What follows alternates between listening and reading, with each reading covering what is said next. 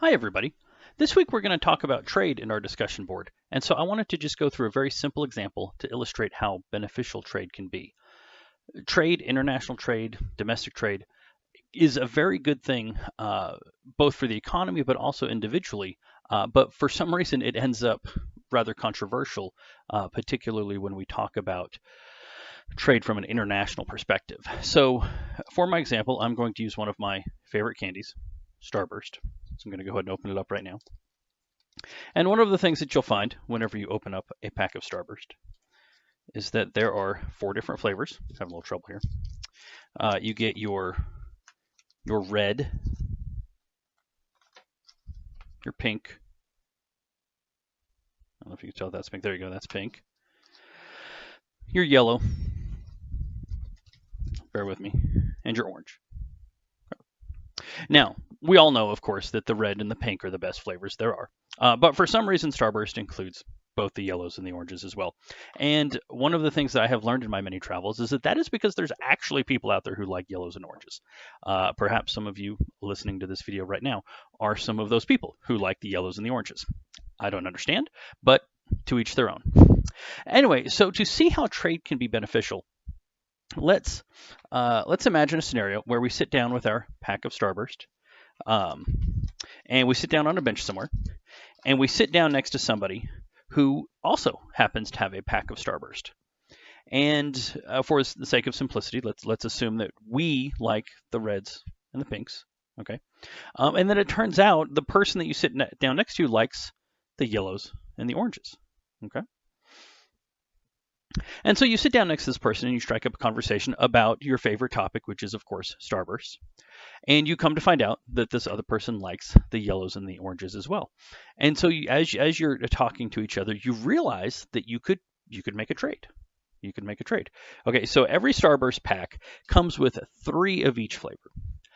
I know this because I've consumed a lot of Starburst in my day, but you get 3 of each flavor. So you get 3 reds, 3 pinks, 3 yellows, and 3 oranges. Okay, so you could decide that with this person that you sat down next to on the bench, that you're going to trade all of your yellows and oranges to this other person in exchange for their reds and pinks. Okay, all of their reds and pinks.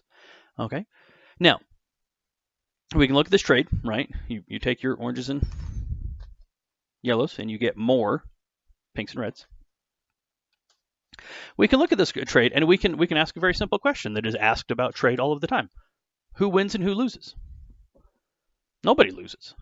Nobody loses. You end up with more pinks and reds, and the other person ends up with fewer oranges and yellows.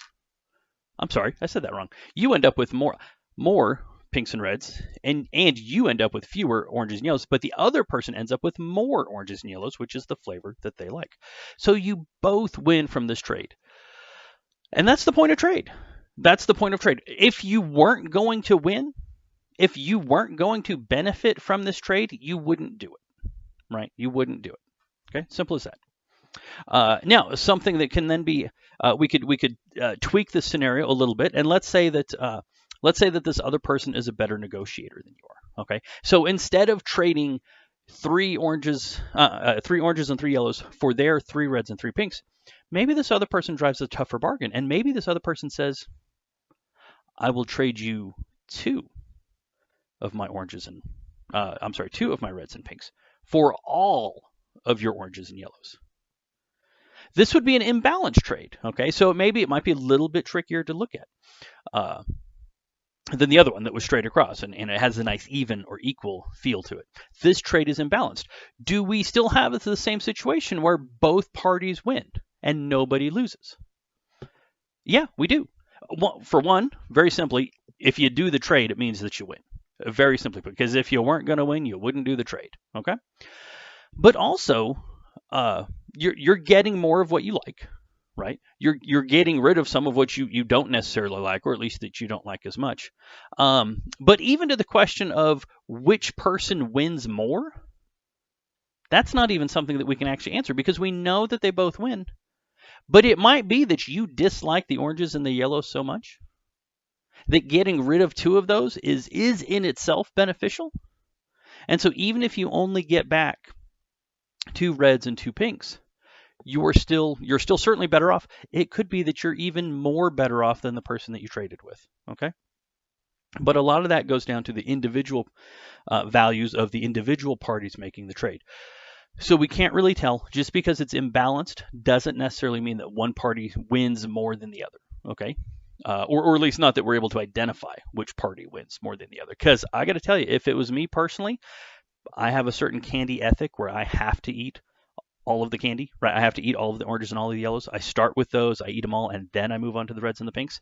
If somebody were to come along and remove the guilt from me of not having to eat even a couple oranges and yellows, that would be a huge win for me. That would be a huge win for me. So as you think about your response this week to the discussion topic, think about trade. Think about trade on a very simple level. We like to throw the word international in front of it. Okay, we like to throw the word international in front of it. But think about if you're living in, let's say, San Diego, nice sunny San Diego.